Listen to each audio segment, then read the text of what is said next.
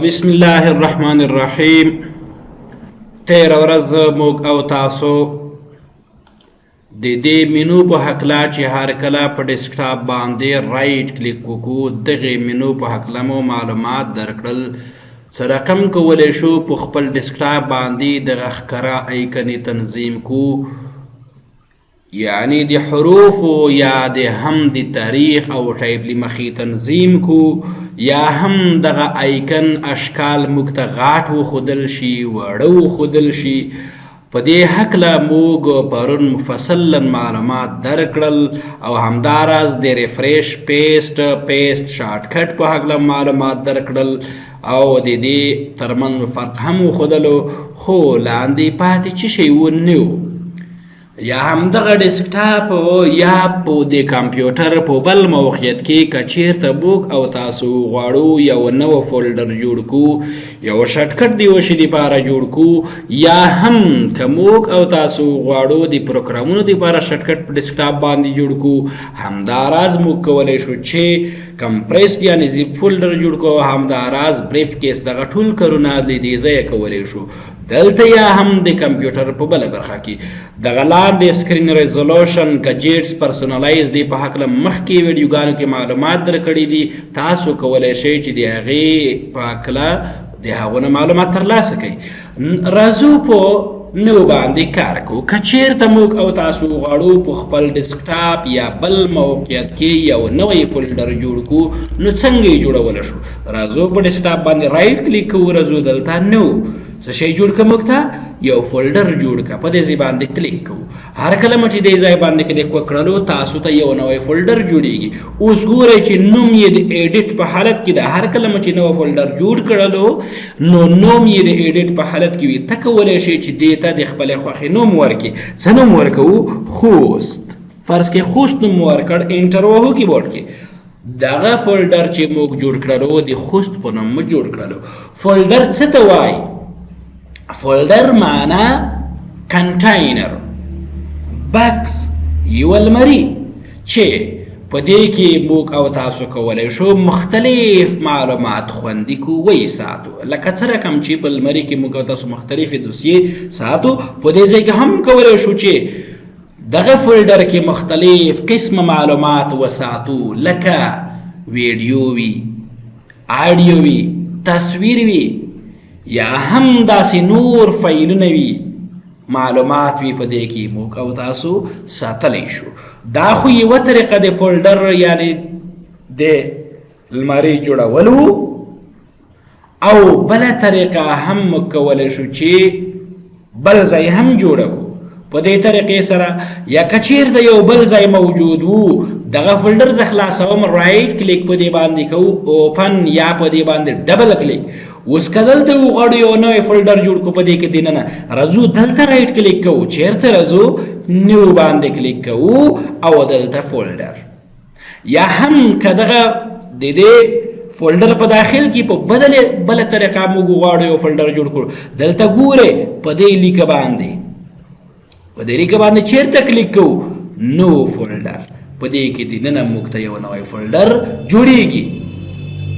تیاره نوم د ایډیټ په حالت کې دی، خو که نوم مو اوس بدل نه کړ تاسو په دې ځای باندې رایټ کلیک کولی شئ، رینیم. رینیم څه نوم ورکوو؟ کابل نوم مثلا، یا بل کابل نوم موږ ورکړ. ښه، په دې شکل تاسو کولی شئ چې یو فولډر د خپلو معلوماتو په خاطر جوړ کړئ. دغه فولډرونه چې موږ او تاسو جوړوو د څه په خاطر جوړوو؟ که غواړو موږ او تاسو خپل کمپیوټر کې معلومات په منظم ډول تنظیم کو، نو موږ کولی شو چې له دې فولډرو استفاده وکړو. فرض کړئ د ویډیوګانو دپاره یو ځان ته فولډر جوړوو. ویډیوګانې هم قسمه وي، هغه کې مختلفې کټګورۍ وي، په هغې کې دننه بیا ویډیوګانو کې دننه یو بل فولډر جوړوو، د هغې دپاره بل مختلف. یا هم که چیرته موږ او تاسو غواړو د خپل افغانستان په باره کې معلومات ولیکو، د مختلفو ولایاتو په باره کې یو عمومي فولډر زه فرض کې جوړوم، رایټ کلیک نیو یا ډیسکټاپ باندې خو موږ او تاسو باید چې خپل معلومات وساتو په ډیسکټاپ باندې ونه ساتو هغه د کمپیوټر په بل یوه شخصي ډرایو کې وساتو خو زه دلته اوس کار کوم رایټ کلیک نیو فولډر افغانستان د افغانستان په باره کې مو عمومي فولډر جوړ کړ اوس په دې کې کولی شو چې د افغانستان په هکله مختلف معلومات درج کو وساتو دغه فولډر خلاصو رائټ کلیک یا په دې باندې ډبل کلیک اوپن واړو د دې په داخل کې یو بل فولډر جوړ کړ نو فولډر په دې ځای باندې کلیک یا هم رائټ کلیک نیو فولډر خو دغلته د دې وینډو په داخل کې دغه نو فولډر اسانه ده ګور چې یو بل فولډر مې د کابل په نوم جوړ کړ په دې کې د کابل معلومات لیکو یو بل فولډر بل جوړو نیو بل فولډر د خوست په نوم په دې کې د خوست معلومات لیکو یو بل فولډر جوړو دا کې د لوګار په نوم معلومات لیکو بل جوړو په دې کې د ګاردیز په نوم معلومات لیکو ها تاسو کولی شئ چې په دې شکل د هر ولایت دپاره یو ځان ته فولډر جوړ کړئ خو راځو دلته خوست فولډر خلاصو په دې باندې ډبل کلیک یا رائټ کلیک اوپن یا هم انتخاب اوپن دلته کلیک کو کومه لار چې تاسو دپاره اسانه وي نو اوس راځو په دې کې دننه بل فولډر جوړو خوست ولایت څو ولسوالۍ لري څو ولسوالۍ چې لري همغه ولسوالیو په اندازه دلته فولډرونه یعنې لماریګانې جوړو نو فولډر بل جوړو باک انټر نو فولډر ځاځي میدان یو بل فولډر جوړو تانی تاسو کولی شئ چې د هر ولایت دپاره یو فولډر جوړ کړئ په هغې کې دننه په هر ولایت کې بیا د ولسوالیو دپاره فولډر جوړ کړئ بیا که چیرته غواړئ ولسوالیو کې مختلف معلومات تاسو درج کوئ لیکئ د ولسوالۍ په داخل کې بیا نور معلومات جوړ کړئ د مختلفو معلومات فولډرونه جوړ کړئ د مختلفو معلوماتو دپاره تاسو کولی شئ چې په دې شکل د دې فولډرونو په مرسته خپل معلومات په ډیر منظم ډول خپل کمپیوټر کې درج کړئ دا د دې دپاره چې موږ بیا په اسانۍ سره وکولی شو دغه معلومات د خپل کمپیوټر کې د دې فولډرونو د تنظیم په مرسته په اسانۍ پیدا کو اوس که وغواړو افغانستان کې معلومات پیدا کو په دې افغانستان باندې رایټ کلیک اوپن ګورئ دلته کوم ولایت کې د تاسو کار دی د دې ویو هم بدلولی شئ په دې مو تېره ویډیو کې خبرې کړي دي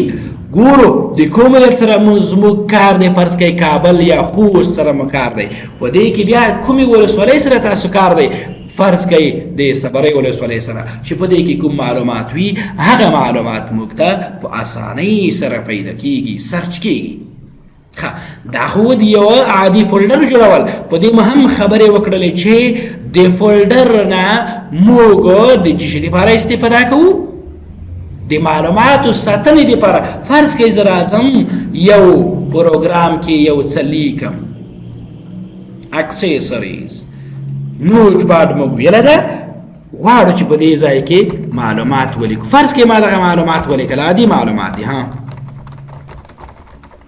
سیو کنټرول ایس چیرته سیو کوو په ډیسکټاپ باندې کوم ځای خو افغانستان کوم ولایت کې سیو کوو خوست ولایت کې سیو کوو کومه ولسوالۍ کې صبرۍ ولسوالۍ کې ګورئ موږ او تاسو په دې کې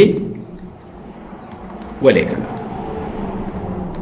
ټرپ موږ دغه معلومات ورکړل سیو د دې نه اوس خارجېږو که موږ غواړو دغه معلومات پیدا کړو بلې ته راځو افغانستان په دې کې کوم یو خوست په دې کې کوم یو صبرۍ ولسوالۍ په دې کې کوم معلومات دغه معلومات نو موږ ته دغه معلومات پیدا کول بیا اسانه وي مشکل نه دی د دې نه وروسته راځو بیرته نو خدای دې وکړي چې په دې پوه شوي وای مشکل نه ده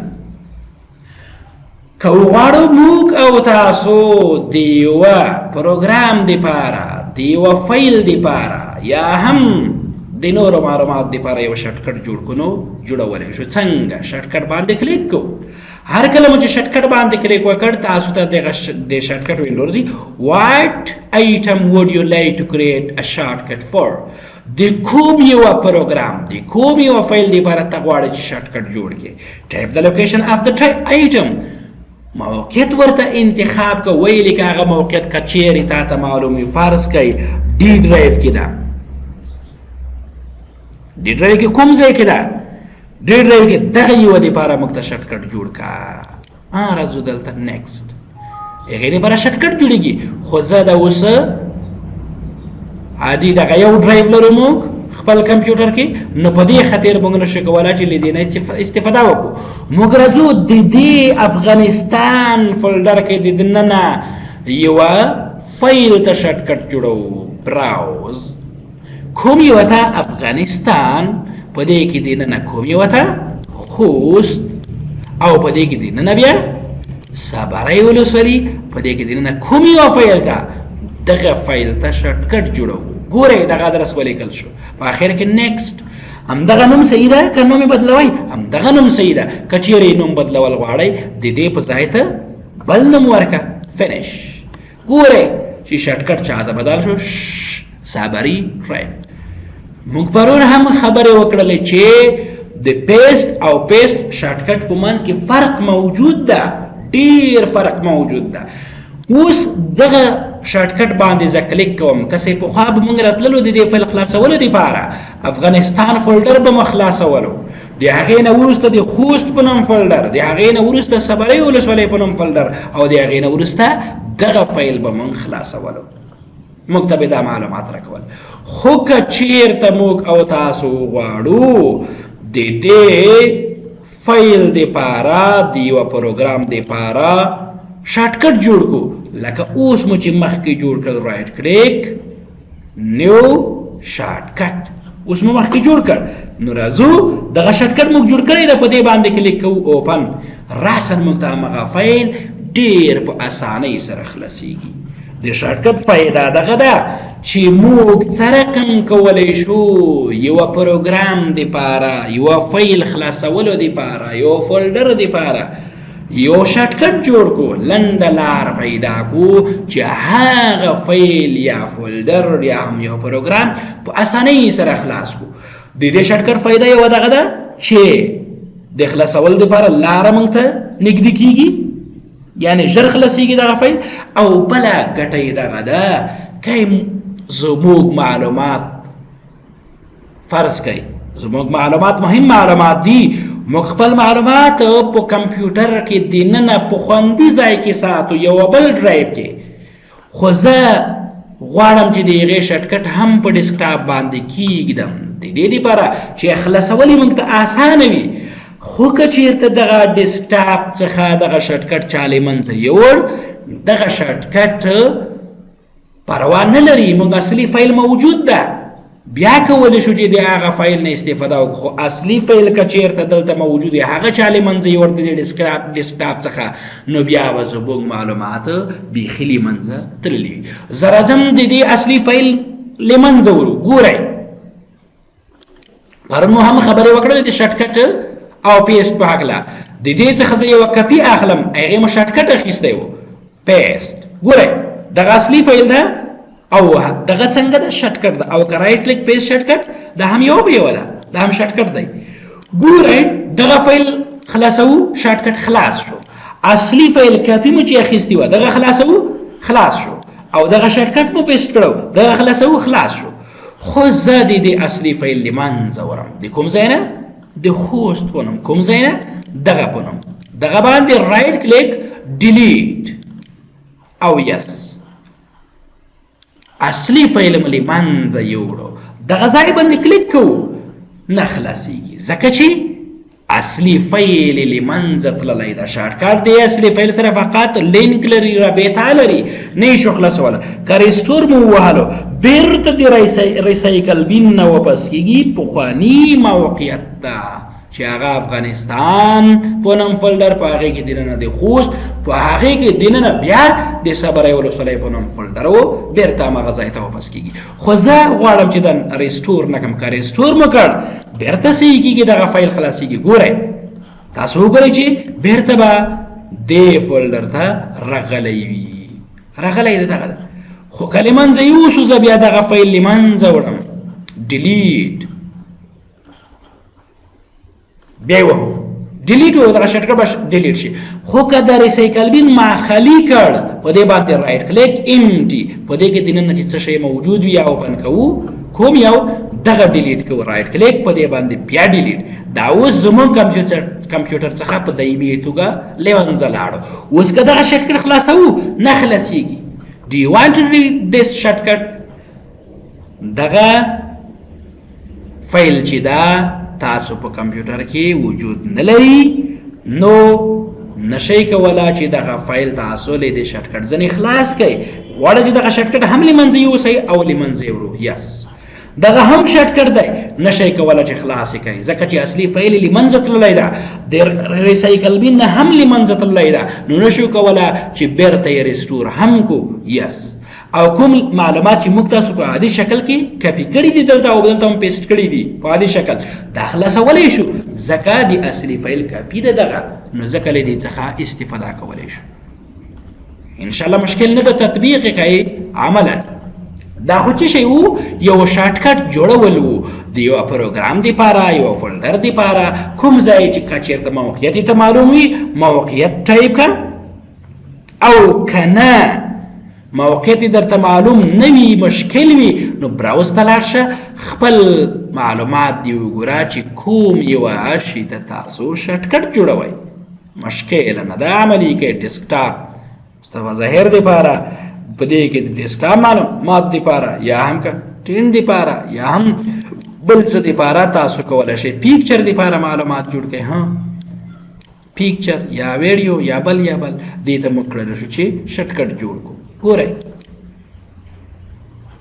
شارټکټ جوړ شو، پیکچر موږ خلاصوو له دې ځایه خلاصېږي، خو چې تصویرونه موجود وي. ګورئ دلته هغه موږ ته خلاص شول، اسانه ده. ښه بېرته راغلو، دا خو چې شی وو شارټکټ وو. که شارټکټ اوس زه له دې ځایه له منځه یوسم کوم تاوان مشکل زموږ کمپیوټر ته نه پیښیږي، زموږ اصلي معلوماتو ته کوم مشکل نه پیدا کیږي. بیرته راغلو، رایټ کلیک نیو، مایکروسافټ اکسس 2007 ډیټابیس. که وغواړو دې پروګرام دپاره موږ شارټکټ جوړ کړو نو جوړولی شو. له دې ځایه اوس کولی شو د اکسس پروګرام موږ خلاص کړو، اوپن یې کړو. تاسو ګورئ چې موږ او تاسو دې پروګرام ته یوه اسانه لار د خلاصون جوړه کړه. زه له دې ځایه خارجېږم، بیرته راغلو، رایټ کلیک، همداراز بیټ میپ ایمیج دپاره شارټکټ جوړوو. که دا بیا موږ بیا کوو له دې ځایه کتلی شو، که په دې ځای باندې چېرته عکسونه موجود وي.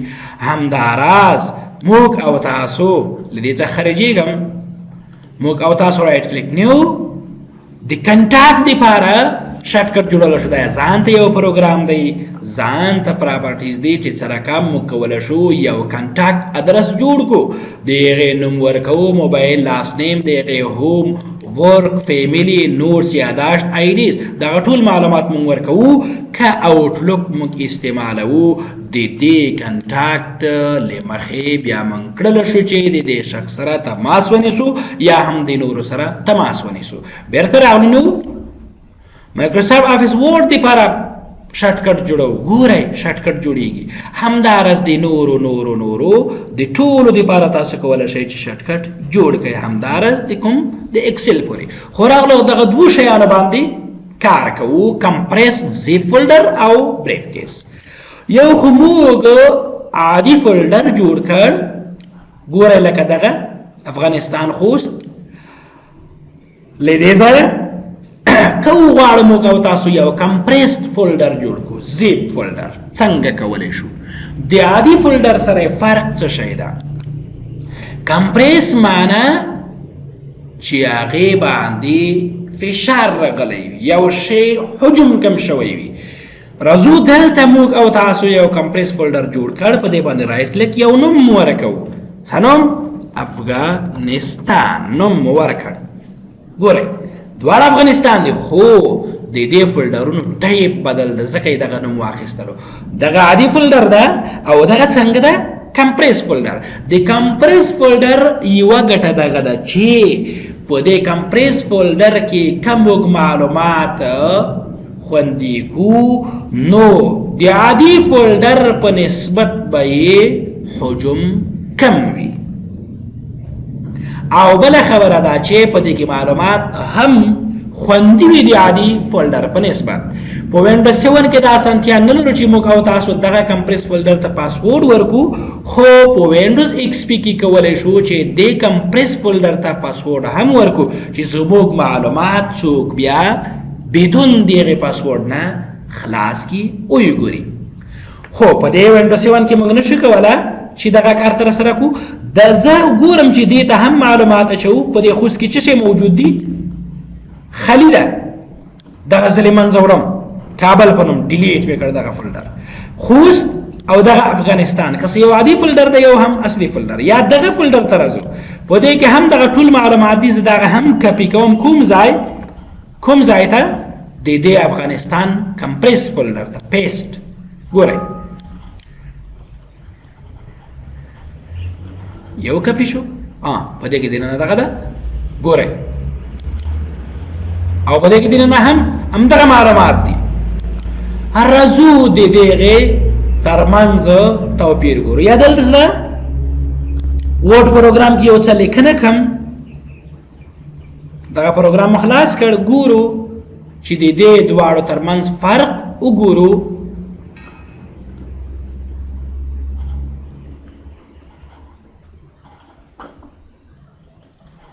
چې د دې دواړو ترمنځ فرق کوم دی؟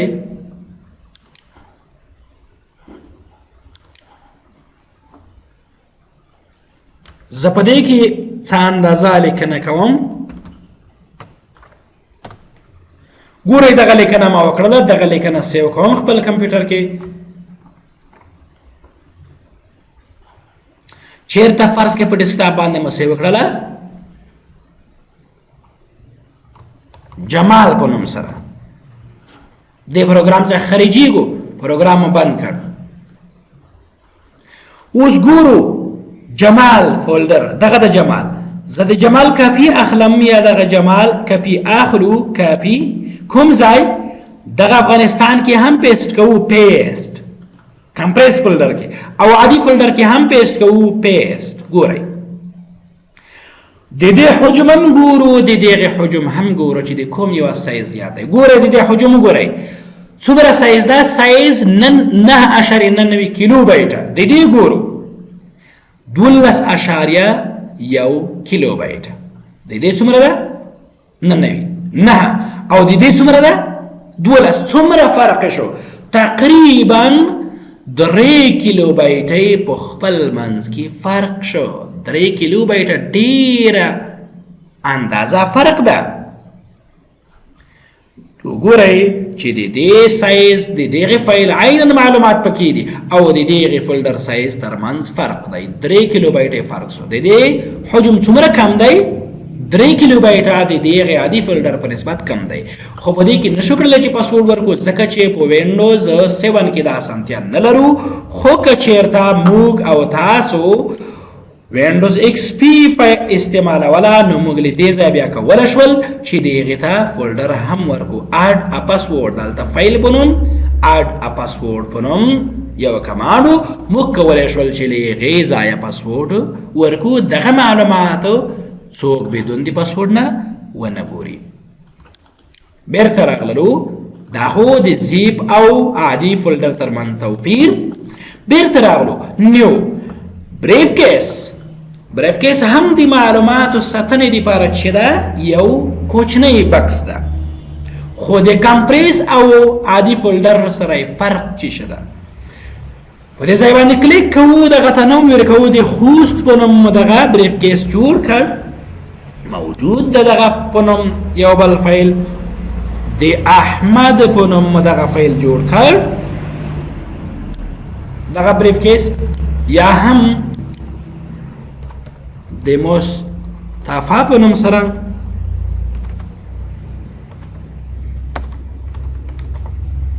په دې سره مونږ ته بریف کیس جوړ کړ. اوس دغه د څه په خاطر استعمالېږي بریف کیس؟ عادي فولډر د معلوماتو ساتنې لپاره، بریف کیس زیپ فولډر هم د معلوماتو ساتنې لپاره، خو د عادي فولډر سره فرق دغه ده چې د دې فولډر به د عادي فولډر په نسبت حجم د معلوماتو کم وي. که چېرته د ایمیل لرې لګو نو باید په زیپ فولډر کې ولیږو. او که وغواړو موږ او تاسو وخت په وخت معلومات د دوو کمپیوټرونو ترمنځ، یعنی کله یو کمپیوټر کې کار کوي کله بل کمپیوټر کې، یا هم د خپل فلش او کمپیوټر ترمنځ معلومات سینکرونایز کې او شای کې، نو موږ د بریف کیس څخه استفاده کوو. که موږ او تاسو کم معلومات له یوه ځایه بل ځای ته نقلوو وړو یې نو د یوه کمپیوټر نه بل کمپیوټر ته، نو موږ او تاسو کړلی شو چې د عادي فولډر پر ځای د زیپ فولډر پر ځای د چی شي نه استفاده وکړو؟ د بریف کیس څخه استفاده وکړو. څنګه؟ کومه ګټه لري؟ فرض کړئ دغه جمال په نوم یا زه یو نوی بل فایل جوړوم، کوم ځای؟ نوټ پاډ ته راغلو. په دې نوټ پاډ کې موږ او تاسو یوه لیکنه کوو د ازمایښت په خاطر. ګوره زه دلته یوه لیکنه کوم: خوست is a province. Khost is a province that is located in the south of Afghanistan. د افغانستان په جنوب کې موقعیت لري. موږ غواړو چې اوس دغه معلومات وساتو. ګورئ چې دغه ځای پورې موږ معلومات ولیکل. ښه پام وکئ، توجه وکئ. معلومات مو ولیکل. سیو کوو دغه خپل فایل، سیو چیرته؟ په ډیسکټاپ باندې. څه نوم سره؟ اتل نوم سره مو سیو کړ. دغه ځای کې کلیک کوو، اتل په نوم سره مو سیو کړ. ګورئ له دې ځای خارجي کو اتل په نوم فایل دغه ده، د دې کاپي اخلو، کاپي او چیرته یې لیږو؟ بریف کیس ته. په دې دغه اول اوپن کوو یا دغه باندې رایټ کلیک کوو، پیسټ ورته وایو. خو زه دا اوپن کوم، کلوز، رایټ کلیک، پیسټ. ګورئ چې اتل په نوم فایل دلته راغلو. سایز یې څومره ده؟ 1 کیلو بایټ. له دې څخه خارجېږو. اوس فرض کوئ دغه بریف کیس زموږ سره په فلش کې موجود دی. هغه فلش زما نه بل ځای پاتې شوی دی او زه راغلم په دې کمپیوټر کې مې په دې فایل کې څه تغییر راوستلو. پام وکئ، په دې فایل کې مې بیا تغییر راوستلو. دغه فایل اوپن کوو، خلاصوو یې. دغه لیکنه زه کاپي کوم، کاپي، ایډیټ، کاپي. په دې باندې خبرې کړې دي اولو، او په آخر کې پیسټ، بیا هم انټر، پیسټ، بیا هم انټر، پیسټ. معلومات مې اضافه کړل او دلته لیکو خوست. سیو. د معلومات مو بیا سیو کړل، دغه فایل کې سیو. ګورئ دلته د دې فایل سایز څومره ده؟ 4 بایټس. پام وکئ. او معلومات څومره دي؟ اوپن کوئ دومره. خو دلته بریف کیس ته راځو، دغه اوپن کوو، دغه معلومات ګورو څومره معلومات دي. دغه دومره معلومات دي. سایز یې څومره ده؟ 1 کیلو بایټ. غواړو چې دغه معلومات هغه معلومات سره یو شای کو، بدون د دې نه چې هغه معلومات بیا د بریف کیس ته موږ او تاسو پیسټ کو، راکاپي کو. تاسو به څه وکئ؟ فلش بخپل کمپیوټر ته واچوئ. مثلا دغه معلومات په فلش کې دي. دغه بریف کیس موږ اوپن کوو یا موږ دلته رایټ کلیک کوو، څه ورته وایو؟ اپډیټ آل. هغه فایلونه چې موږ او تاسو د دې ځای کاپي دي، په هغې کې مو تغییر راوستلی وي، دغه ټول اپډیټ که یو شی که. خو زه په دې شکل کار کوم، اوپن. دغه فایل انتخاب ګوره 1 کیلو بایټ دی، په دغه تاریخ باندې جوړ شوی مډیفای دی. اپډیټ دیس ایټم، دا معنا که دغه فایل کې په کمپیوټر کې کوم تغییر راغلی وي، هغه معلومات دې ته هم اپډیټ که، تازه یې که. ګورئ کوم فایل ډیسکټاپ باندې تغییر کې راغله دا په څومره وخت په دومره وخت نه غواړو چې دغه فایل اپډیټ شي د کوم سره د بریف کیس سره چې دغه فایل په بریف کیس کې دننه داخل دی اپډیټ ورته وایو. ګورئ د دې سایز به هم بدل شوی وي. راځو په دې ځای باندې کلیک کوو اوپن کوئ ګورئ چې هغه ټول معلومات دلته راغلي دي. پام وکړئ خو دا ځل راځو فرض کړئ موږ دغه بریف کیس په فلش کې لرو پین ډرایو کې لرو دا ځل مو بل کمپیوټر کې کار وکړ چیرته بل کمپیوټر کې په خپل بریف کیس کې دغه فایل اوپن کوو او دلته تغییر راولو دغه معلومات نور هم کاپی کوو کاپی سلیکټ کنټرول سی کاپی او کنټرول وی پیسټ ډیر ځل مو پیسټ سیو کنټرول اس ګورو چې د دې اندازه څومره شوې ده 15 کیلو بایټه معلومات څومره دي اوپن ګورئ دلته یو ګورئ څومره معلومات دي څومره زیات معلومات دي ګورئ ها دومره زیات معلومات دي. ښه پام وکړئ له دې څخه بیرته خارج شو دې نه هم خارج شولو بل وخت راغلو دغه خپل کمپیوټر ته مو فلش واچولو خو دغه اصلي فایل ګوره خپل کمپیوټر کې دې کې معلومات کم دي. ګورئ زه غواړم چې هغه د بریف کیس معلومات اپډیټ شي دغه معلوماتو ته دې فایل ته راځو دا ځل څه کوو اپډیټ آل هر کله مو چې په دې ځای باندې کلیک وکړ ان بریف کیس موډیفاید دا معنا چې په بریف کیس کې تغییر راغلی دا ایډیټ شوی دا په کوم تاریخ په دغه تاریخ په دغه ساعت په دغه بجې په دغه وخت نو غواړئ چې دغه بدل کړئ په ډیسکټاپ باندې معلومات دغه سره اپډیټ یو شای شي دغه معلومات لیدغه بریف کیس سره او غواړو اپډیټ ورته وایو ګورو دغه معلومات بیرته خلاصو چې یو شان شوي دي نه ګورئ 4.58 کیلو بایټ ته سایز رسیدلی ده همغه ته معلومات اپډیټ شوي دي. ګورئ